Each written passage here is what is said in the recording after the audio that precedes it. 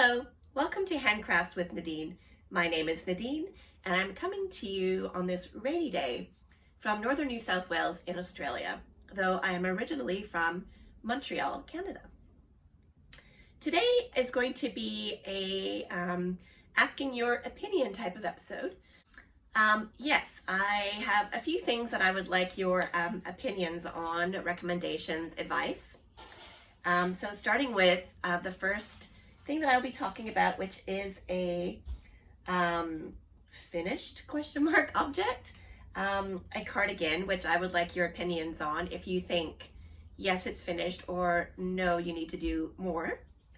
I'm also going to be talking to you about my work in progress, which is a knitted dress. I'm going to be asking your advice on what to do about a knitted garment that has faded. So not quite sure what I should do there. And I didn't record last week because my daughter had her national dance competition, kind of like the final big competition at the end of the year, up in the Sunshine Coast. So we were up in Brisbane and Sunshine Coast last weekend, so I didn't get to record. But I did, however, get to go visit a beautiful yarn store. So I'm going to be talking to you about that and show you what I bought there. And I also got to visit an op shop. Op shop is short for opportunity shop, I believe, which is, you know, a thrift store, a secondhand store.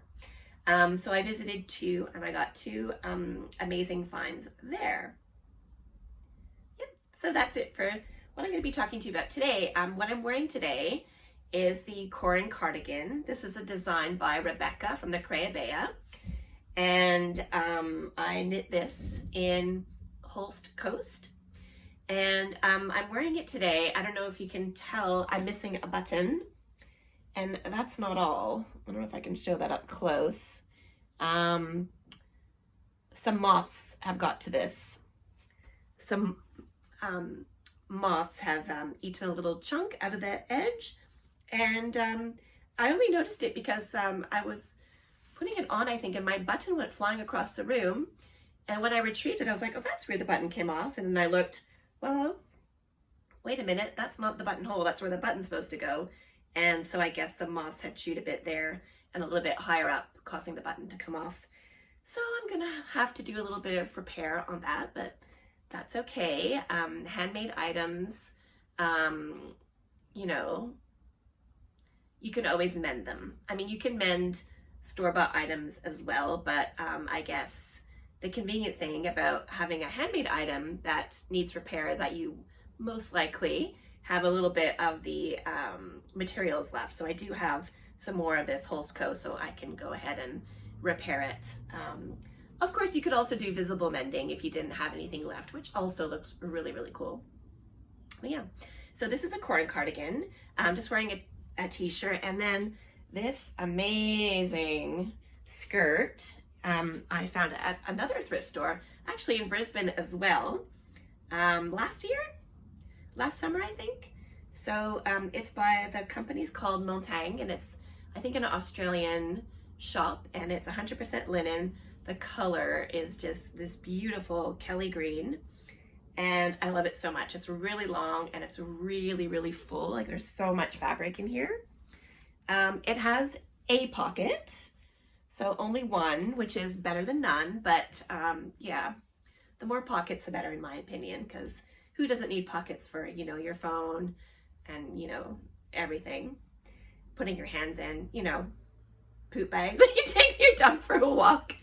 Yeah, always best to have pockets. Okay, so on to my first finished object is the Granny Hexagon cardigan, which I crocheted. So if you're not into crochet, you know, you can maybe skip ahead to the knitting, but I still think that you would find this pretty interesting.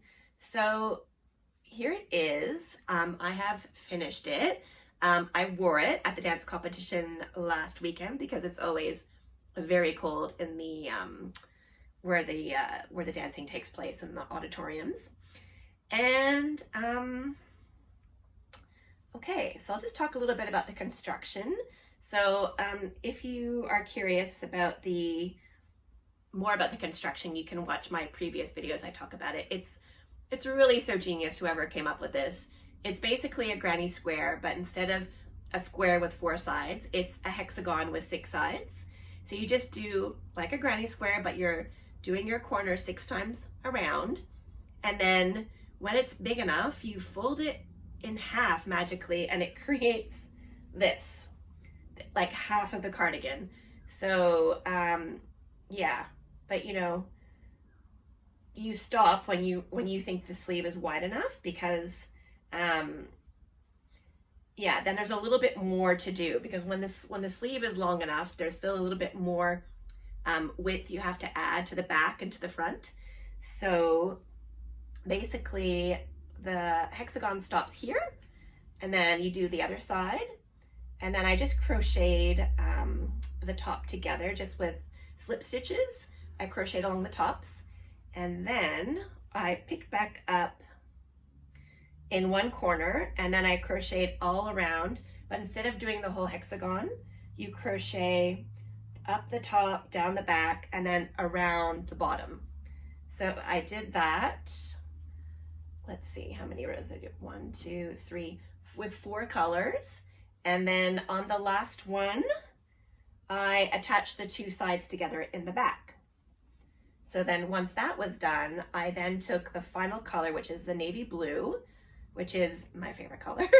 And I then started there again and went around the bottom, up the top, and then around the neck, and then back down the front.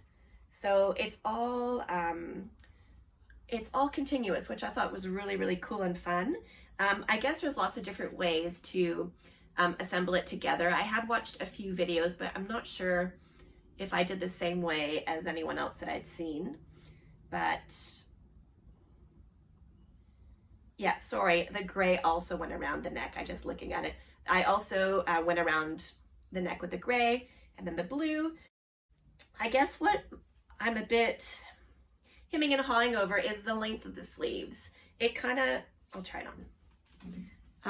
Yeah, like I said, I wore it in the auditorium, which was a bit chilly, and that's what I made it for, was when you're a little bit chilly in the warmer weather, but you don't want to wear wool. It's like too warm to wear wool, but you just need a little something extra. So here you can see the sleeves, not very long. And everything else I love, like the length of it is really good. It's not really cropped, it's a bit longer. But yeah, I kind of feel like I want the sleeves to be full length sleeves. And the fussiness, my fussiness is preventing me from just continuing on in granny stripes, because I feel like it's gonna break. You know, if you just keep going around, it's gonna change the look. Like you see here, it's all the corners, but then when I got to this bit, it goes around. That I don't mind so much because it's kind of like the collar, but I feel like on the sleeve it would look strange suddenly to just not have this this really pretty blue band that goes down. So what do you think? Do you think I should just keep going in stripes? Or my other idea was to make two granny squares and then sew them to like an end with the blue, and then sew them or slip stitch them together on the side, so that would continue the seam down the front, if you know what I mean. I don't know, am I being too fussy? Please let me know. What do you think? Do you think it's, or do you like the sleeve length like this? I mean, I guess there is a time and a place where you want to have just a little bit of a sleeve. I don't know what to do. Please give me your opinions down below. Ooh, I'm getting a little bit warm. I'll take that off. Okay. So, on to the knitting. I have been working on the HILJA Dress by Ronja Hakelehto, I believe is her name. I'm sorry if I mispronounced that. I'm knitting this in Holst Coast. I bought a cone. Holst Coast is 55% wool and 45% cotton, and it's lace weight, I believe. I'm holding it double, so I had to ball up a little bit, or like, you know, a fairly decent size of this to be able to hold it double. And then when this ball runs out, I'll have to break the yarn there and then wrap another ball and then keep going. And let me just pop that onto the floor.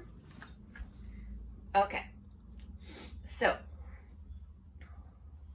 I think last week I had just finished the top, and technically, or if you were to follow the instructions, you're meant to do the finishings, like all the ribbing at the end. But just looking at it, I just really wanted to be sure that it was going to fit me before I went and knit, you know, probably a meter, a meter of stockinette stitch. Yeah, to then, you know, then do the finishings after and then try it on, and it not fitting right would just be, you know, so upsetting. So I decided to go ahead and do the ribbing along the sleeves and the neck and the button band. And I use these really cool coconut buttons. And did I sew it in with the, I think I used the Holst Coast to sew the buttons on. That, or I may have used this this silk. I have this Tussa silk that I normally use to sew on buttons, but anyways, I digress. So I did that. I tried it on. It does look really narrow here, but you know, it fits. It's going to be probably more of a no ease on the top. I think she may have recommended a little bit of ease, but I don't mind if it's a little bit tight. And then I've started on the skirt. So yeah, it's just going to be, you know, miles and miles of stockinette now, but that's fine. It's really nice to have a project that's really, you know, a no-brainer, that I can watch a movie, you know, listen to a podcast, watch a YouTube video, and then just, you know, be able to keep going on that. I do wish that I could read. I wish I was someone who could read and knit, but I feel like when I read, I'm just so engrossed in the story, and I can't even imagine trying to knit at the same time, even something like stockinette. I can knit without looking, like especially stockinette. Yeah, I don't think I would like reading at the same time as knitting, but anyways. So that's that. I'm very happy with the progress. It's really nice and light. It feels really, really nice. Not scratchy. Maybe in like, you know, 30+ degree summer weather, it might be a little bit irritating to wear, but right now it feels really, really, really nice. So yeah, I'm very pleased with that progress. Okay, so this is a shirt that I knit, how long ago? Maybe two and a half years ago, maybe. And I bought this yarn. It's 100% silk, and I think it was like a lace weight, and it's not a shiny silk. I'm not too sure. I'm sorry, I've got an itchy nose, I've got allergies. I'm not too sure what type of silk it is, because it's not that shiny silk. It's like a matte. And I bought this on Facebook Marketplace from just somebody who sells yarn. Yeah, not a shop, but yeah, anyways. And it was undyed. I had used food coloring to color the yarn, and I used a combination of pink. It was like not red, but it was like a pink color, and blue, and it kind of made this pink and purple. I'm gonna put up a photo of what it looked like when I had first dyed it, because the color has really changed. It's actually the second one that I've done in this, but the first one was just pink, and that seems to have held the color a little bit more, but this one may have been washed more, I'm thinking. And I'm pretty sure you're not supposed to hang silk in the sun, and I think that's what happened. I think it must have got hung up in the sun. And not only that, so first of all, it's faded like crazy. Second of all, can you see that line? I don't know, I think it's even in the back. There's kind of like a faded line, so I feel like someone, most likely my eldest daughter, because she she tends to not use pegs and hang up stuff. She'll just put it on the line like that. And I feel like that's where I got hung up on the washing line. And I guess the sun would have hit it quite a lot stronger right there, and it's caused that bit to fade.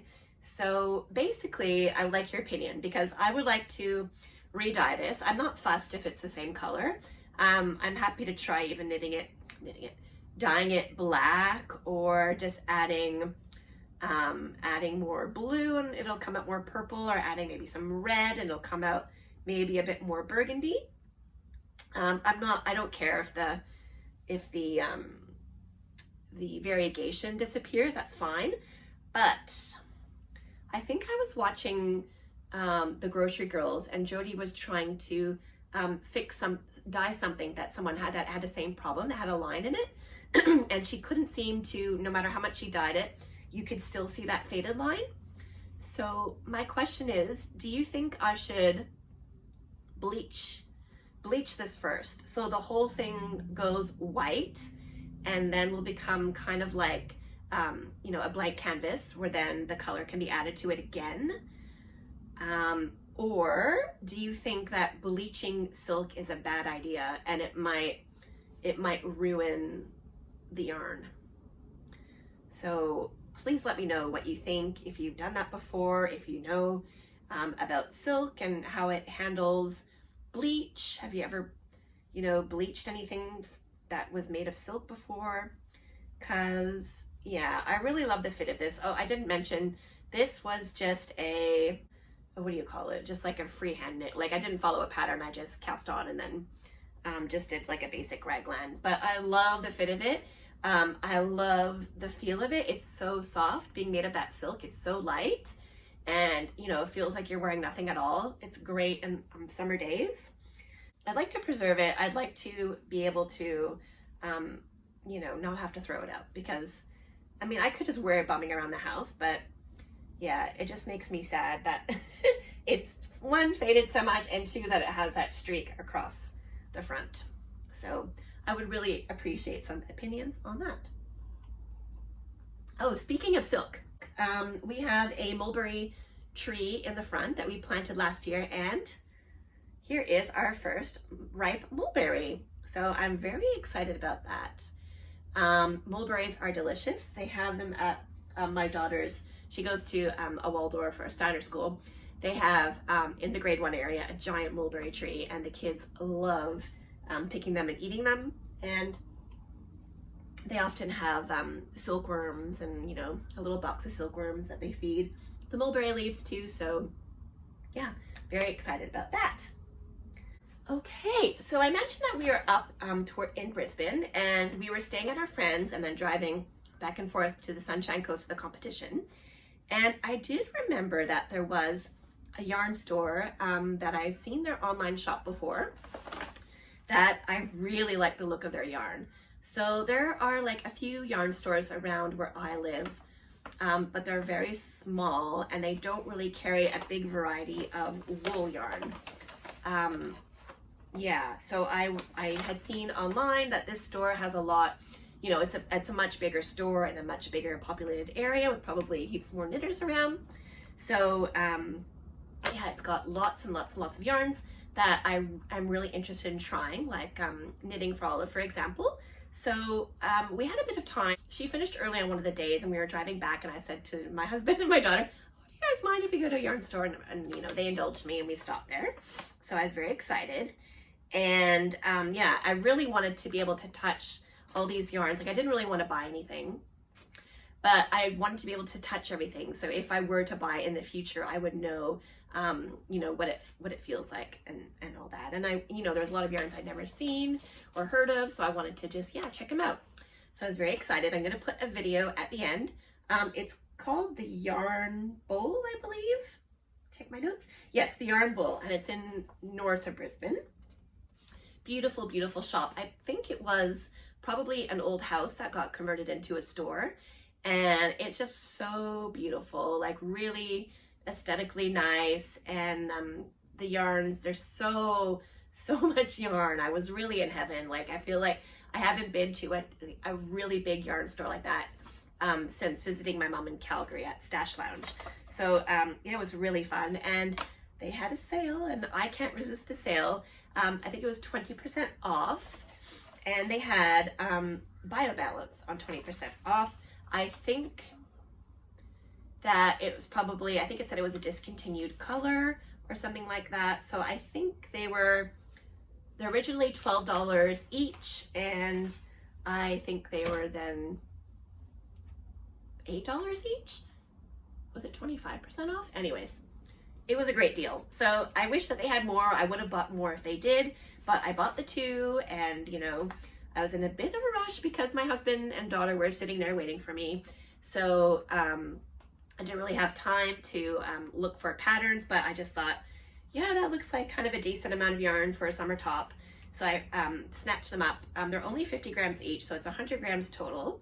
And it is, I didn't say what it was, BC Garn BioBalance. I've used BC Garn Alino before, and I really, really liked it.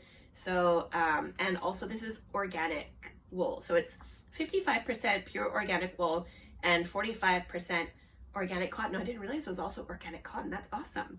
So I've mentioned before, my husband and I have an coconut ice cream business, and we are also an organic business. So I really love supporting other organic businesses. And I really love the combo of wool and cotton, which is what my HILJA dress is made out of, the Holst Coast. And I did compare it. Holst Coast has 700 meters per 100 grams, and this one has 450 meters per 100 grams.